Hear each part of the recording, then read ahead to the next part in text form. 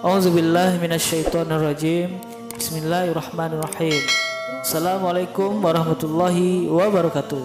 Kembali lagi bersama AA Channel. Kali ini AA Channel akan menjelaskan yaitunya materi pendidikan agama Islam kelas 11. Masih berkaitan tentang iman kepada kitab-kitab Allah Subhanahu wa taala. Sekarang kita akan membahas yaitunya pertemuan yang kedua.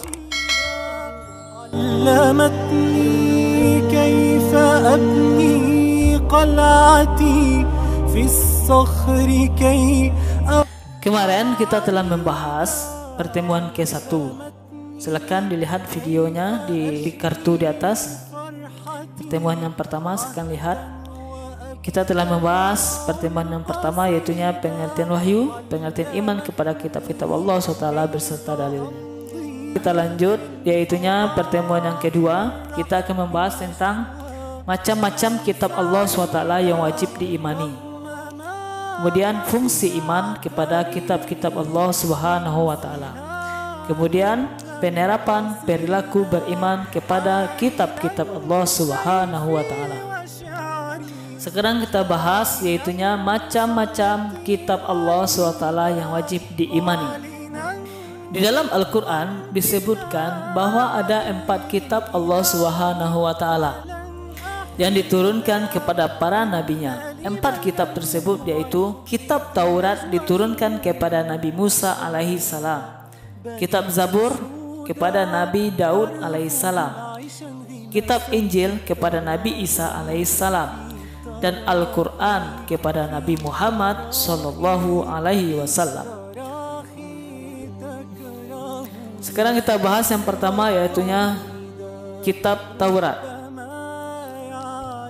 Kitab Taurat berasal dari bahasa Ibrani, Ora, atau artinya instruksi.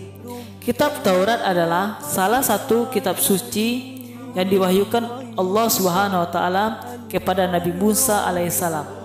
Kitab Taurat menjadi petunjuk dan bimbingan bagi Bani Israel. Firman Allah Subhanahu wa taala, A'udzubillahi minasyaitonirrajim. Bismillahirrahmanirrahim. Wa ataina Musal kitaba wa ja'alnahu hudan li bani Israila alla tattakhizu min duni wakila. Artinya, dan kami berikan kepada Musa kitab Taurat dan kami jadikannya petunjuk bagi Bani Israel dengan firman-Nya, janganlah kamu mengambil pelindung selain aku. Terdapat dalam surat Al-Isra surat yang ke-17 ayat 2. Taurat merupakan salah satu dari 3 komponen Torah, Nabin, dan Ketubin yang terdapat dalam kitab suci agama Yahudi yang disebut Biblia atau Alkitab.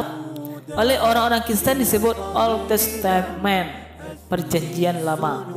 Isi pokok kitab Taurat dikenal dengan 10 hukum, 10 Commandments, atau 10 firman.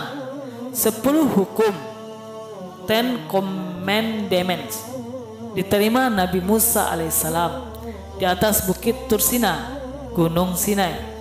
10 hukum tersebut berisi asas-asas keyakinan, akidah, dan asas-asas kebaktian atau syariah seperti berikut. 1.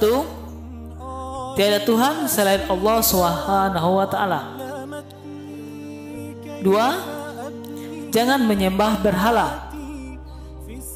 3. Sucikan hari Sabat atau hari Sabtu. 4. Hormati kedua orang tuamu.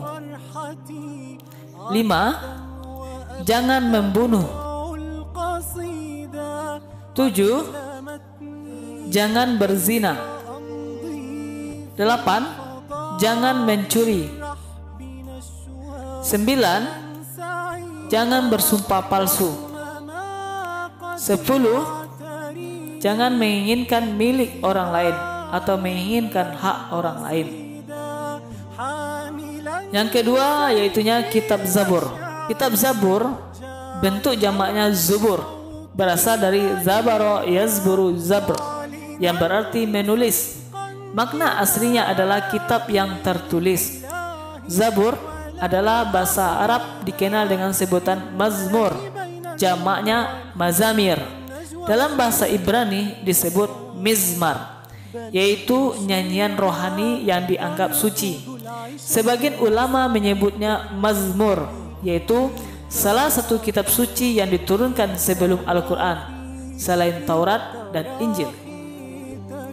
Dalam bahasa Ibrani, istilah zabur berasal dari kata zimro, yang berarti lagu atau musik. Zamir dalam kurung lagu dan mizmor dalam kurung mazmur merupakan pengembangan dari kata zamar, artinya nyanyi, nyanyian, pujian. Zabur dalam kitab suci yang diturunkan Allah SWT kepada kaum Bani Israel melalui utusan yang bernama Nabi Daud alaihissalam. Ayat yang menegaskan keberadaan kitab Zabur antara lain: Bismillahirrahmanirrahim. Inna awhayna ilaika kama awhayna ila Nuhi wan nabiyina min ba'dih wa awhayna ila Ibrahima wa Ismaila wa Ishaqa wa Yaquba wal asbati wa Isa wa Ayyuba wa Yunusa wa Haruna wa Sulaimana wa ataina Dauda zabura. Artinya, sesungguhnya kami mewahyukan kepadamu Muhammad sebagaimana kami telah mewahyukan kepada Nuh dan nabi-nabi setelahnya, dan kami telah mewahyukan pula kepada Ibrahim, Ismail, Ishak, Yakub dan anak cucunya, Isa, Ayub, Yunus, Harun dan Sulaiman, dan kami telah memberikan kitab Zabur kepada Daud. Surat An-Nisa, surat yang keempat, ayat 163. Kitab Zabur berisi kumpulan ayat-ayat yang dianggap suci. Ada 150 surah dalam kitab Zabur yang tidak mengandung hukum-hukum, tetapi hanya berisi nasihat-nasihat, hikmah, pujian dan sanjungan kepada Allah Subhanahu wa taala. Secara garis besar, nyanyian rohani yang disenandungkan oleh Nabi Daud alaihissalam dalam kitab Zabur terdiri atas 5 macam. 1. Nyanyian untuk memuji Tuhan. 2. Nyanyian perorangan sebagai ucapan syukur. 3. Ratapan-ratapan jamaah. 4. Ratapan dan doa individu. Dan 5. Nyanyian untuk raja. Yang ketiga, kitab Injil. Kitab Injil diwahyukan oleh Allah SWT kepada Nabi Isa alaihissalam. Kitab Injil diturunkan kepada Nabi Isa alaihissalam. Kitab Injil yang diturunkan kepada Nabi Isa alaihissalam memuat keterangan-keterangan yang benar dan nyata, yaitu perintah-perintah Allah SWT agar manusia mengesahkan dan tidak menyekutukannya dengan sesuatu apapun. Dalam kitab Injil terdapat pula keterangan mengenai akan lahirnya Nabi yang terakhir dan penutup para Nabi dan Rasul, bernama Ahmad atau Muhammad SAW. Kitab Injil diturunkan kepada Nabi Isa alaihissalam sebagai petunjuk dan cahaya penerang bagi manusia. Nabi Isa alaihissalam diutus untuk mengajarkan tauhid kepada umat atau pengikutnya. Tauhid di sini artinya mengesahkan Allah dan tidak menyekutukannya. Penjelasan ini tertulis dalam surat Al-Hadid, surat yang ke-57 ayat 27. Bismillahirrahmanirrahim. Summa qaffayna ala atharihim birusulina wa qaffayna bi Isa bin Maryam wa atainahul injil wa ja'alna fi qulubil ladzina tabauhu ra'fatan wa rahmah.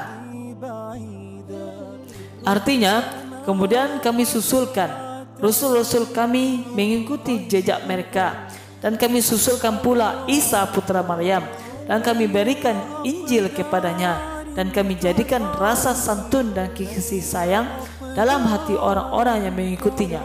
Surat Al-Hadid, surat yang ke-57 ayat 27. Kitab Injil yang sekarang berbeda dengan kitab Injil yang diturunkan Allah Subhanahu wa taala kepada Nabi Isa alaihissalam. Dalam bentuknya yang sekarang ada sejumlah pengikut Nabi Isa alaihissalam yang memasukkan karangannya ke dalam kitab Injil.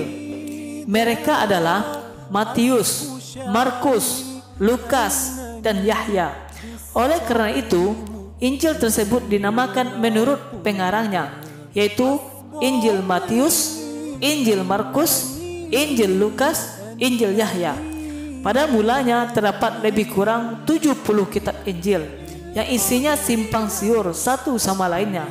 Ketika diadakan muktamar gereja di Necaca tahun 325 Masehi, umat Nasrani memutuskan bahwa hanya 4 Injil di atas yang diakui di gereja, yang lainnya ditolak. Kitab Injil yang ditolak adalah Injil yang pertama Petrus, kemudian orang-orang Mesir, Ibrani, Barnabas, Thomas, Dua Belas, Yakubus, Yudas Iskariot, Andreas, Bartolomeus, Maria, Philip, Matias, Nikodemus, Apeles, Abiunca, Marcion, Yakobus kecil. Di antara kitab Injil yang disebutkan di atas, yang isinya mirip dengan Al-Quran adalah Injil Barnabas. Ajaran Injil Barnabas adalah: 1. Yesus tidak disalib. Yang disalib sebenarnya Yudas Iskariot yang telah diserupakan oleh Tuhan rupa dan suaranya. Yesus sendiri naik ke langit bersama malaikat. Yang kedua, Yesus bukan anak Allah, bukan pula Tuhan, tetapi sebagai Rasul Allah. Yang ketiga, Mesias atau Ratu Adil atau Juru Selamat atau Al-Masih yang dinanti-nantikan bukan Yesus, tetapi Muhammad sallallahu alaihi wasallam, Nabi dan Rasul Allah yang terakhir.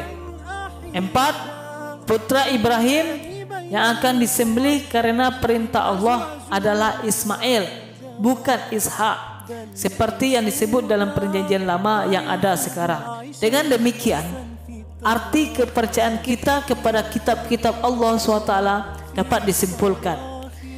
A. Kita wajib mempercayai kitab Taurat, Zabur, dan Injil yang asli, tetapi tidak mengamalkan isinya karena masa berlakunya kitab tersebut sudah habis. Yang B. Kita wajib mempercayai kitab tersebut sebagai wahyu Allah Subhanahu wa taala. C. Kita tidak boleh mempercayai kitab Taurat, Zabur, dan Injil yang terhimpun dalam Bible, apalagi mengamalkan ajarannya. D. Kita wajib mempercayai Al-Quran serta mengamalkan isinya dalam kehidupan sehari-hari. Al-Quran adalah firman Allah Subhanahu wa taala yang diturunkan melalui perantara malaikat Jibril. Yaitu terdapat dalam As-Su'ara surat yang ke-26 ayat 192 sampai 194. Disampaikan kepada Nabi Muhammad SAW. Itu terdapat dalam surah As-Su'ara surat yang ke-42 ayat 7. Menggunakan berbahasa Arab dan membacanya bernilai ibadah untuk dijadikan pedoman hidup manusia agar bahagia baik di dunia maupun akhirat. Allah SWT mewahyukan Al-Quran pertama kali hanya 5 ayat, yaitu terdapat surat Al-A'la surat yang ke-96 ayat 1 sampai 5. Saat Nabi Muhammad SAW berada di Gua Hira, Makkah, tanggal 17 Ramadan, diturunkan secara bertahap, kurang lebih 23 tahun, tepatnya 22 tahun, 2 bulan, 22 hari. Sementara ayat terakhir adalah surat Al-Maidah surat yang kelima ayat 3. Di saat Rasulullah SAW sedang menunaikan ibadah haji atau wukuf di Arafah tanggal 9 Zulhijjah tahun 10 Hijriah dalam garis miring 623 Masehi. Al-Quran terdiri dari 30 juz, 114 surat. dan 626 ayat. Pendapat lainnya berjumlah 6.000 ayat. Ada pula yang berpendapat 6.616 atau 6.666 ayat yang terbagi menjadi ayat-ayat Makkiyah dan Madaniyah. Wahyu yang terakhir turun adalah surat Al-Maidah ayat 3. Ayat tersebut turun pada tanggal 9 Zulhijjah tahun 10 Hijriah di Padang Arafah ketika Nabi Muhammad SAW sedang menunaikan haji wada atau haji perpisahan. Beberapa hari sesudah menerima wahyu tersebut, Nabi Muhammad SAW wafat. Oleh karena itu, sebagai muslim, kita tidak perlu meragukannya sama sekali. Firman Allah Subhanahu wa taala, Bismillahirrahmanirrahim. Zalikal kitabu la raiba fihi hudal lil muttaqin. Artinya, kitab Al-Quran ini tidak ada keraguan padanya, petunjuk bagi mereka yang bertakwa. Surah Al-Baqarah, surat yang kedua, ayat 2. Nama-nama lain dari Al-Quran yaitu A. Al-Huda, artinya Al-Quran sebagai petunjuk seluruh umat manusia. B. Al-Furqan, artinya Al-Quran sebagai pembeda antara yang baik dan buruk. C. Asy-Syifa, artinya Al-Quran sebagai penawar, obat penenang hati. D. Az-Zikr, artinya Al-Quran sebagai peringatan adanya ancaman dan balasan. E. Alkitab, artinya Al-Quran adalah firman Allah SWT yang dibukukan. Adapun isi pokok Al-Quran adalah sebagai berikut. A. Akidah atau keimanan. B. Ibadah, baik ibadah mahdo maupun ghairu mahdo. C. Akhlak seseorang hamba kepada Khalik, kepada sesama manusia dan alam sekitarnya. D. Muamalah, yaitu hubungan manusia dengan sesama manusia. E. Kisah, yaitu cerita Nabi dan Rasul, orang-orang soleh dan orang-orang yang ingkar, semangat mengembangkan ilmu pengetahuan. Istimewaan kitab suci Al-Quran adalah sebagai berikut. A. Sebagai petunjuk dan rahmat bagi orang-orang yang beriman dan bertakwa. B. Sebagai informasi kepada setiap umat bahwa Nabi dan Rasul terdahulu mempunyai syariat atau aturan dan caranya masing-masing dalam menyembah Allah Subhanahu wa taala. C. Al-Quran sebagai kitab suci terakhir dan terjamin keasliannya. D.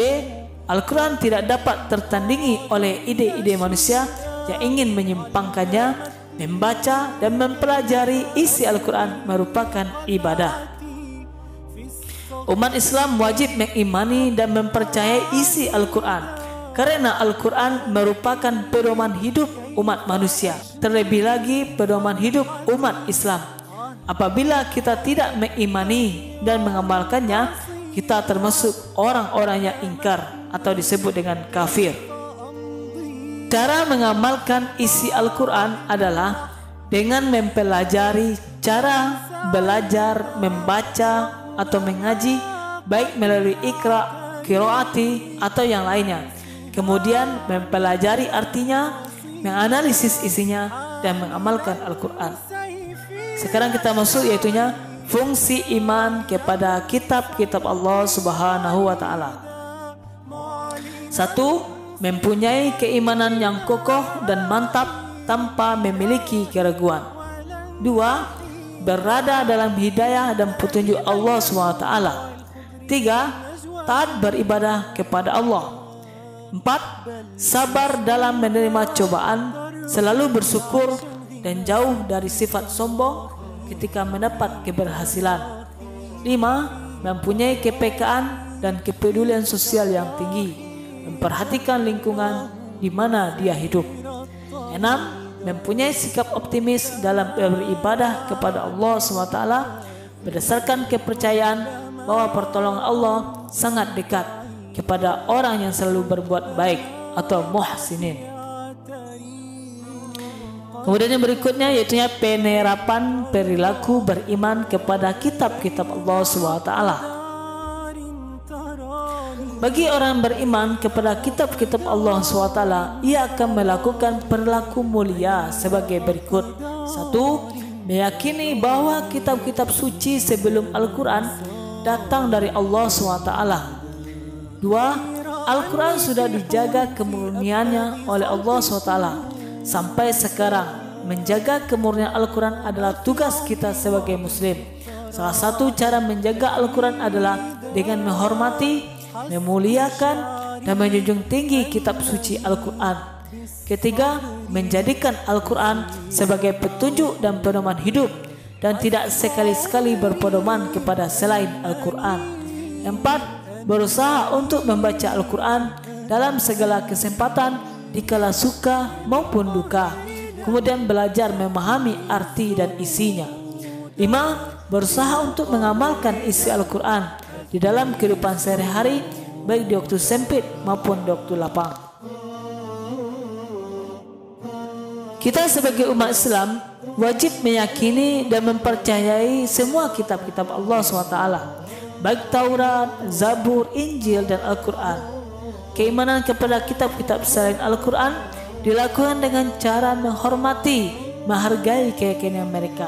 Tetapi keyakinan terhadap Al-Quran bukan hanya sekedar percaya di dalam lisan dan hati saja, tetapi harus diwujudkan dalam bentuk perilaku kita sehari-hari.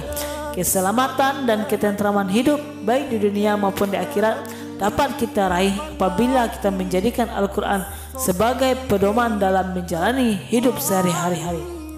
Mari kita mulai saat ini untuk menjadikan Al-Quran sebagai pedoman hidup dengan cara membaca, mempelajari, mengkaji, dan mengamalkan isi kandungannya.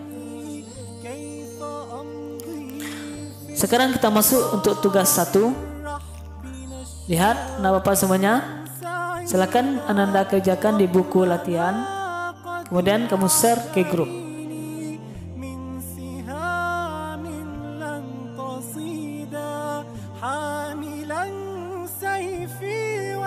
Terima kasih kepada anak bapak semuanya telah mendengarkan.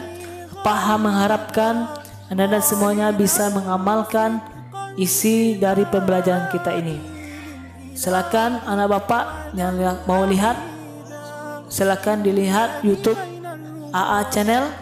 Yang belum subscribe, silakan di subscribe, like, comment, and share ke teman lainnya. Terima kasih. Wabillahi taufiq wal hidayah. Assalamualaikum warahmatullahi wabarakatuh. في التراخي تكره سير الطريدا ربما يعلو لهاثي ربما أمضي بعيدا ربما قد يعتريني القيظ أو